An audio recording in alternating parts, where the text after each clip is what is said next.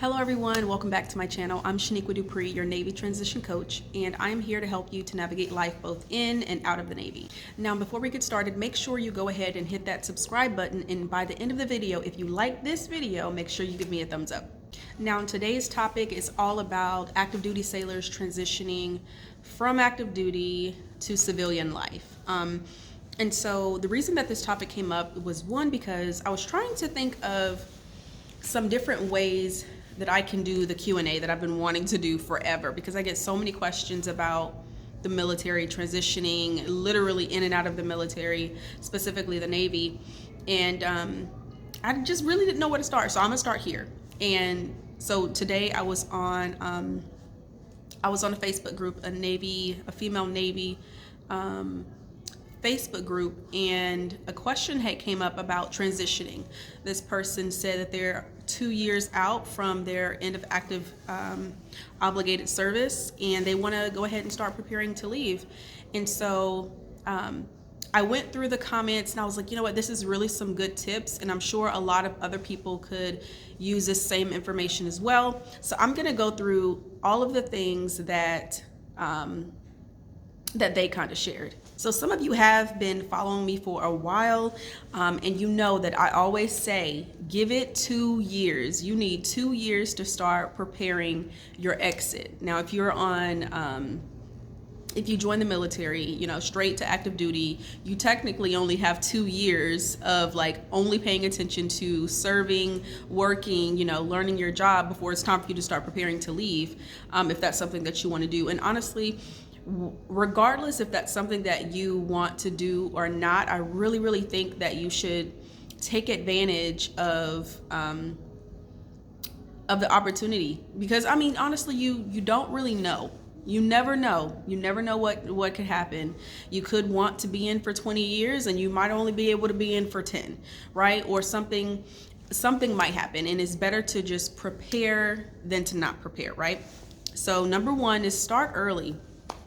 Give yourself 2 years before your EAOS to really start planning, preparing, you know, because if you're trying to give yourself a year or 6 months, you know how much stuff you have to do? You have to do medical, you have to do dental, you have to do, I'm gonna go through a whole bunch of other things that you have to do, but the point here is plan early, okay? So number two is take the TAPS class, TGPS, the transitioning program, okay? I forgot what they call it now, but take that class. I say take it at least 3 times in that 2-year period. If you could take it every 6 months, more power to you. And the reason I say that is because they give you so much information. I'm telling you, so much information. It's hard to digest everything by just going once. When I was leaving active duty, I think I went like 2 or 3 times. Yes, I went to the transition program at the place that I was actually stationed at, and then I went to the transition program at the location that I was going to be moving to. So I was stationed in Baltimore, Maryland, but I knew I was going to move to San Diego, so I went to the program over there.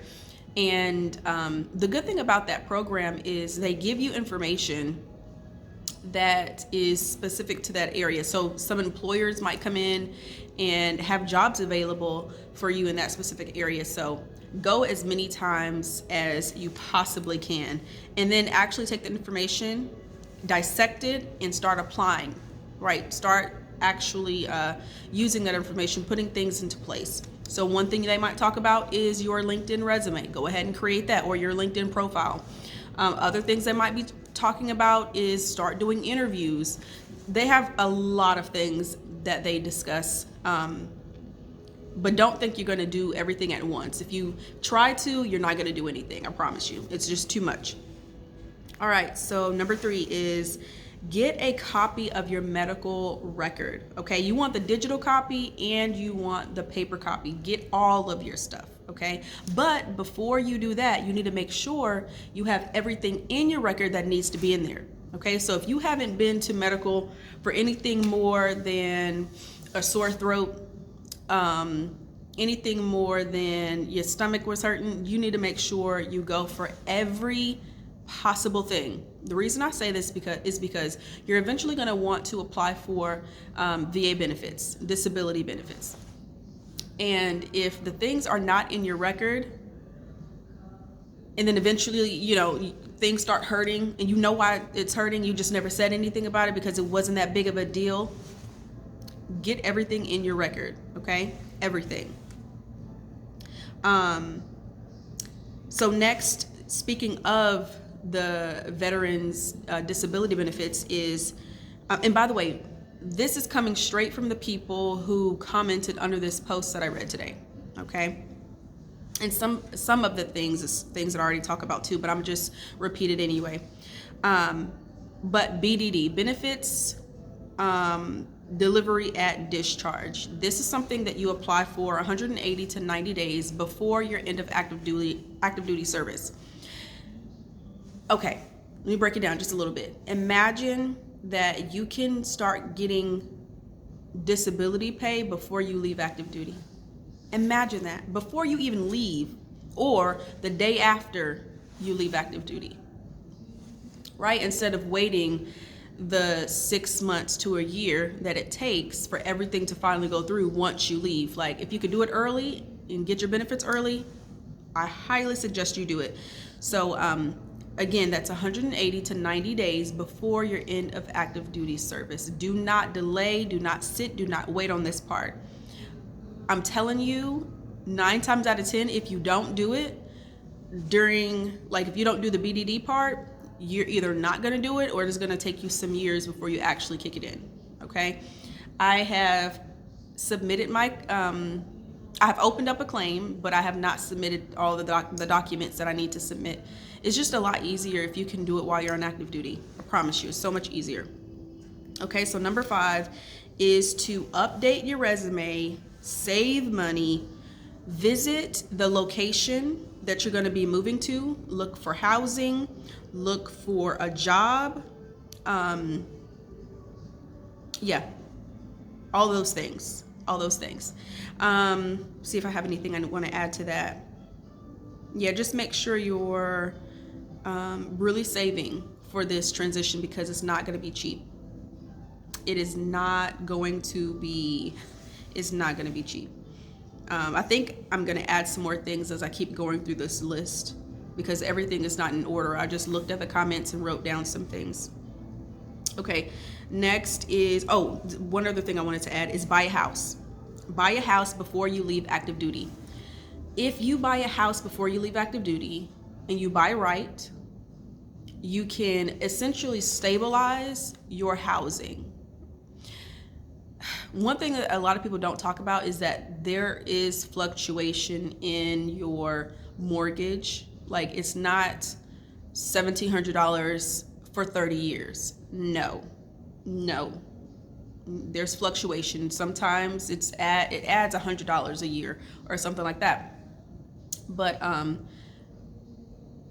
I guess essentially what I'm trying to say here is you have your own home before you leave. It could be a condo, it could be a little tiny, a smaller, maybe 2-bedroom, 1-bath house. It could be a big house, whatever you think you can afford when you leave active duty. I mean, you got to have somewhere to live, right? You have to have somewhere to live. And if you can go ahead and stabilize your mortgage before you leave, more power to you. And of course, when you have, the only way to get a house, right, to use your VA benefits of no down payment or whatever, is you have to actually have the money. Some people know that they're going to have a job when they leave active duty, but some people don't, right? So during that 2-year time frame, buy a house.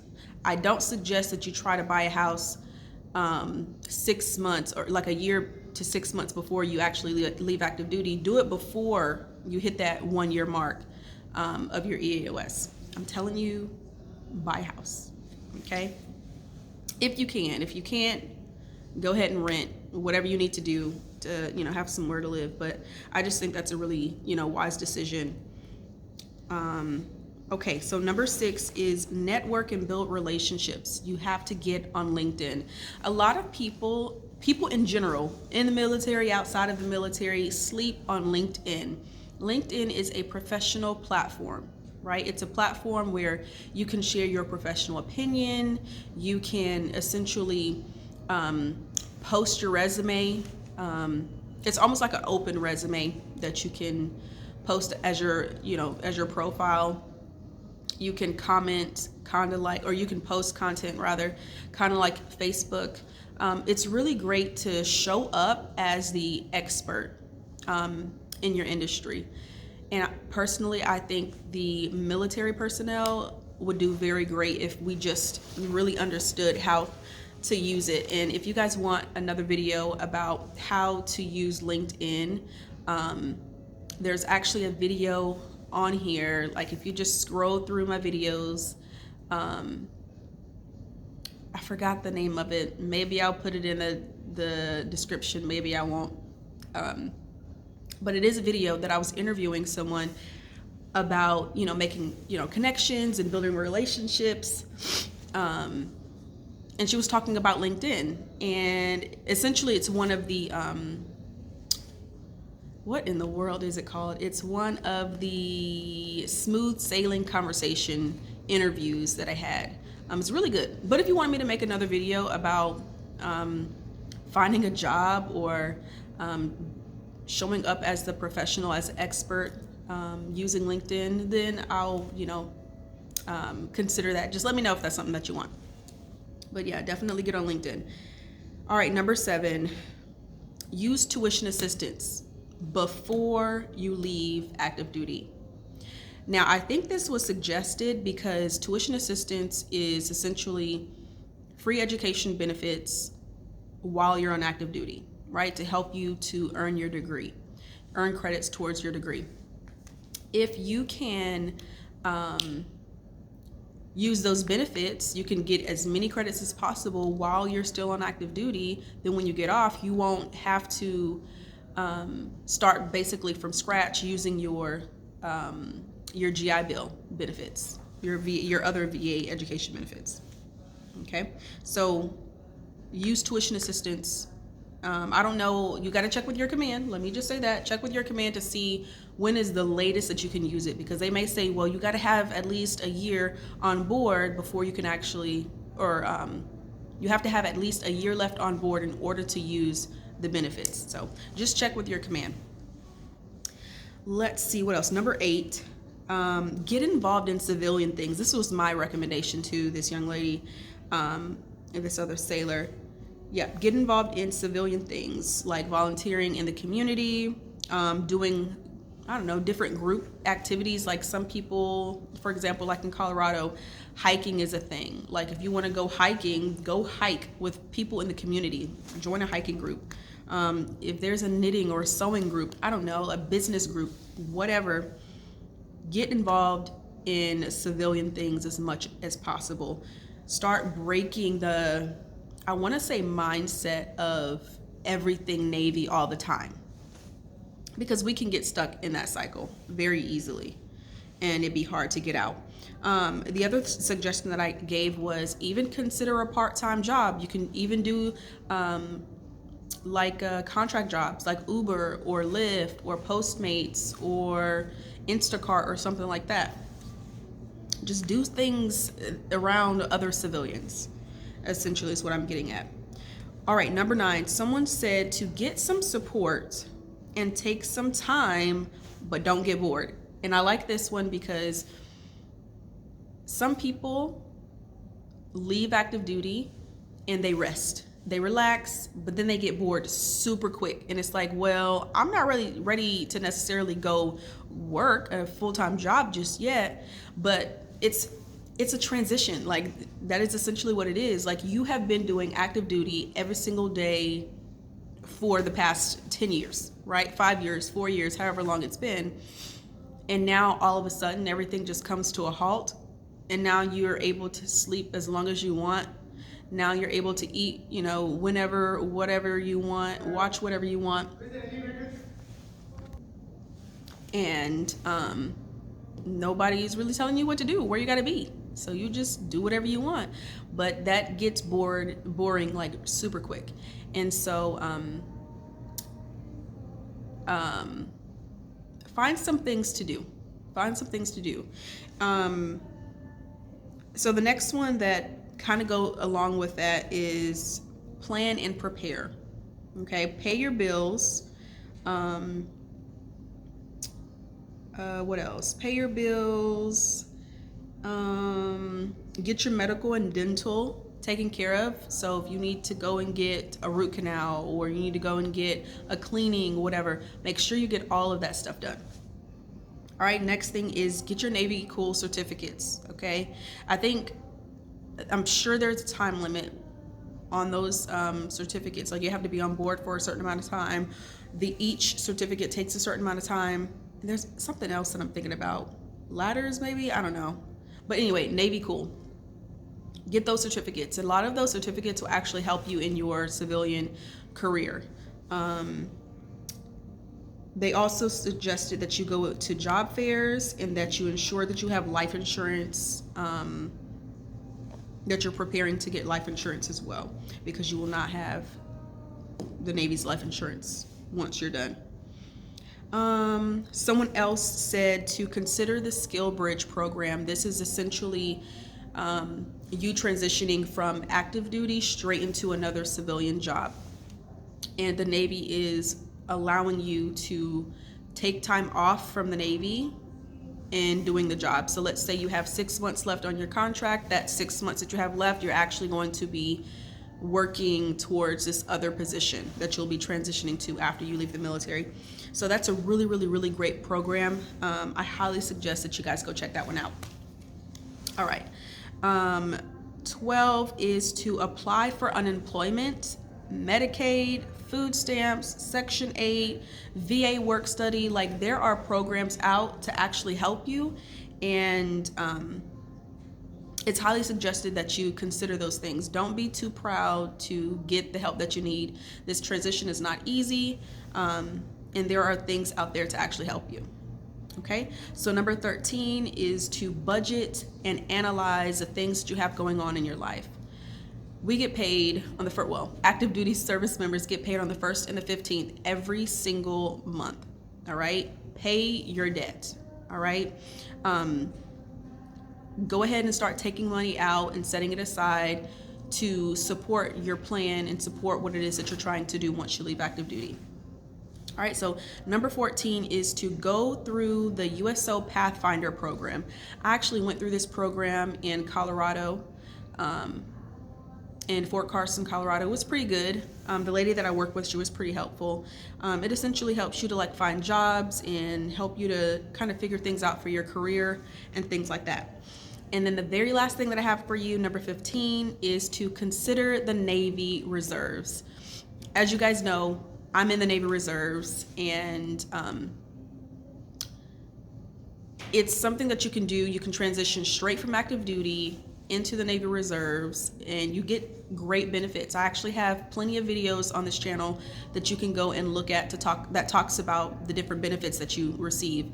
A couple of those benefits is that life insurance that I was just talking about. You get medical and dental benefits.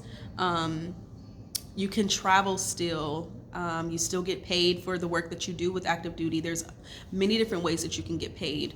And I also have videos about that on this channel as well.